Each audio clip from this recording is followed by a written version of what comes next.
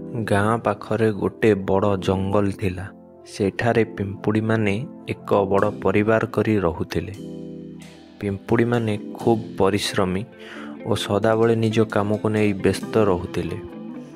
ସକାଳରୁ ସନ୍ଧ୍ୟା ପର୍ଯ୍ୟନ୍ତ ସେମାନେ ଧାନ, ଗହମ, ଚାଉଳ, ଛୋଟ ଛୋଟ ଦାନାପତ୍ର ଯାହା ମିଳେ ସବୁ ବୋହି ନେଇ ନିଜ ଘରେ ସଞ୍ଚୟ କରି ରଖୁଥିଲେ।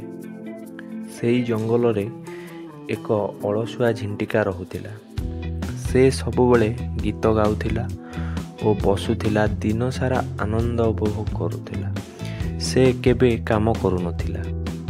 ଗୋଟେ ଦିନ ଝିଣ୍ଟିକା ପିମ୍ପୁଡ଼ିମାନଙ୍କୁ ଦେଖି କହିଲା, ହେ ପିମ୍ପୁଡ଼ି, ତୁମେମାନେ କାହିଁକି ଦିନସାରା ଏତେ ପରିଶ୍ରମ କରୁଛ? ଦିନସାରା କାମ କରିବାର ଆନନ୍ଦ କ'ଣ? ଆସ ମୋ ସହିତ ଗୀତ ଗାଅ ଓ ଆରାମ କର। ପିମ୍ପୁଡ଼ିମାନେ ହସିକିରି କହିଲେ, ଭାଇ ଝିଣ୍ଟିକା, ଆଜି ଆମେ ପରିଶ୍ରମ କରୁଛୁ କାରଣ ଆଗାମୀ କାଲି ପାଇଁ ପ୍ରସ୍ତୁତ ହେବା ଦରକାର। ବର୍ଷା ସମୟ ଓ ଶୀତ ସମୟ ଆସିବାକୁ ଯାଉଛି। ସେତେବେଳେ ବାହାରକୁ ଯାଇ ହେବ ନାହିଁ ଏବଂ ଖାଦ୍ୟ ସଂଗ୍ରହ କରିବା ସମ୍ଭବପର ହେବ ନାହିଁ। ଯଦି ଏବେ କାମ ନ କରିବୁ, ପରେ ଭୋକ ଉପାସରେ ଛଟପଟ ହୋଇ ମରିବୁ। ଝିଣ୍ଟିକା ହସିଲା ଓ କହିଲା, କାଲିର କଥା କାଲି ଦେଖାଯିବ। ଆଜି ଦିନଟା ଆନନ୍ଦରେ କଟାଇବା ଭଲ।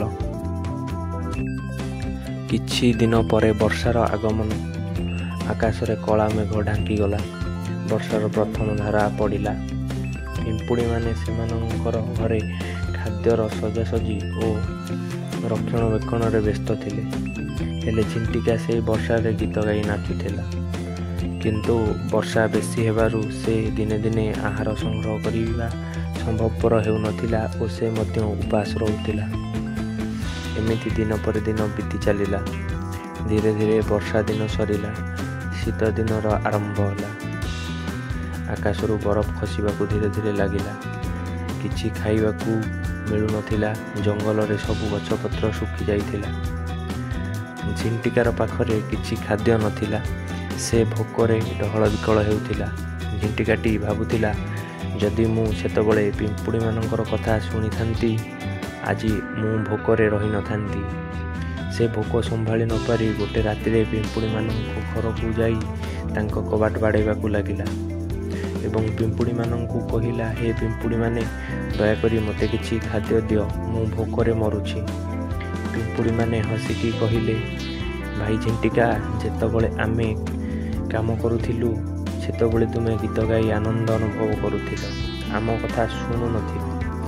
ଆଜି ଆମେ ପରିଶ୍ରମ କରି ସୁଖରେ ଅଛୁ ଏବଂ ଖାଦ୍ୟ ସଂଗ୍ରହ କରିକିରି ରଖିଛୁ। ସେଇ ଖାଦ୍ୟକୁ ଖାଇ ଆମେ ଆଜି ଆନନ୍ଦରେ ଦିନ କଟାଉଛୁ, କିନ୍ତୁ ତୁମେ ଆଜି ନିଜ କର୍ମର ଫଳ ଭୋଗୁଛ।